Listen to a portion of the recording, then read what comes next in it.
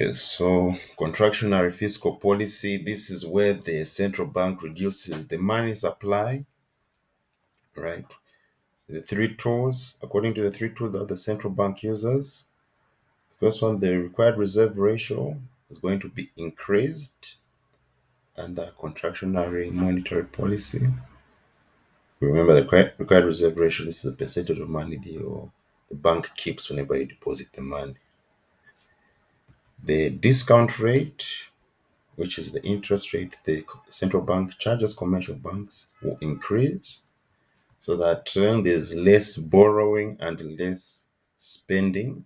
Because with contractionary monetary policy, the central bank wants to cool down the economy, all right? Economy has to cool down.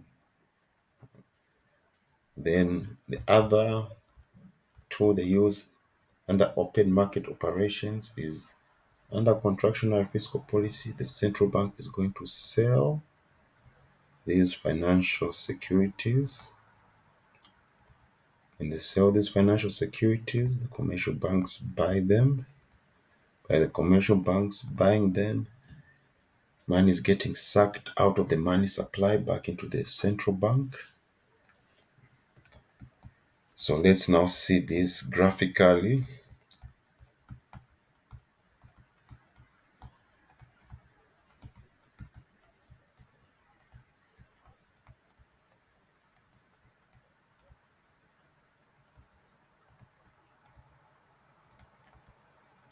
Our money supply, which is not affected by the interest rate or money demand. So when the central bank does the contractionary fiscal policy, our money supply curve shifts to the left, right? A shift to the left means a reduction in the quantity of money, because remember that's represented in our x-axis, the quantity of money. So a decrease in the money supply, we have a reduction in the quantity of money. Then interest rates, nominal interest rate, go up, meaning the cost of borrowing increases too.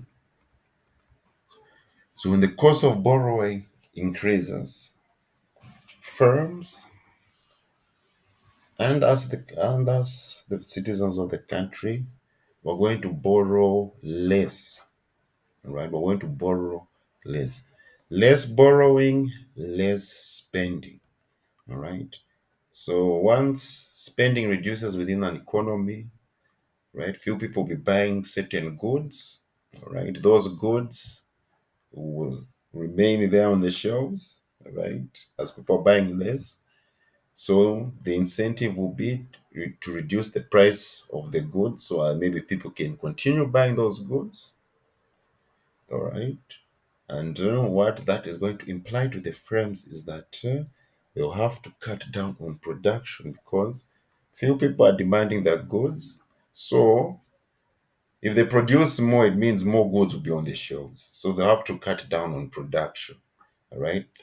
And as firms cut down on production, that means they have to lay off workers. All right.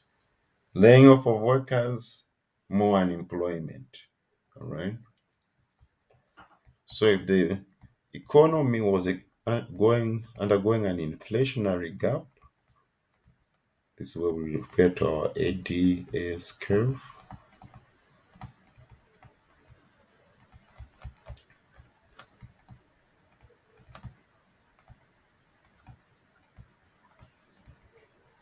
So an inflationary gap on this graph is show illustrates that the current GDP output, which is here, the current GDP output, which we call Q2, is greater than our output at full employment. All right. So with when Under contractionary policy, less borrowing, less spending. And remember, what shifts our aggregate demand curve is consumption, which is spending by consumers, investment spending by businesses, government spending, and net exports. So if consumption spending reduces, also investment spending reduces, right, our aggregate demand curve will shift back here at equilibrium. So the effect of this, it means price level was on our ASAD curve, price level is on the y-axis. Price level will go down. Also, real GDP output goes down. All right. Then let's translate this to our Phillips curve.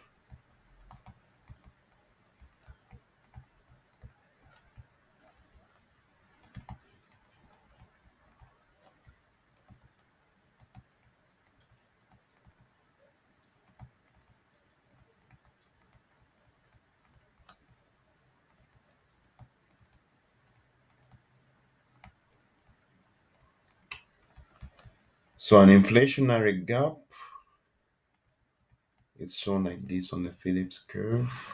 Just it's here where this is, we call this point A. Right.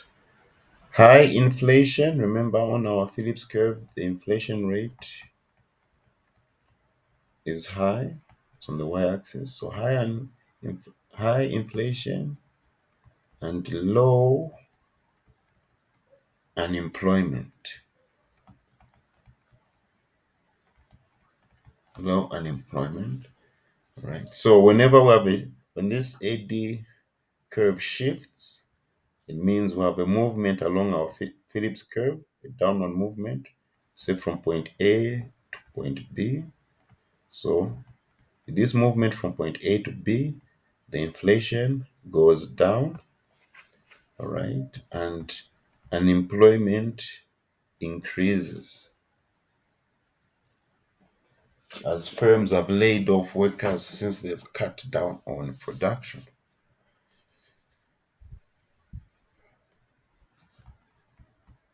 Yes, so that's that on contractionary fiscal policy.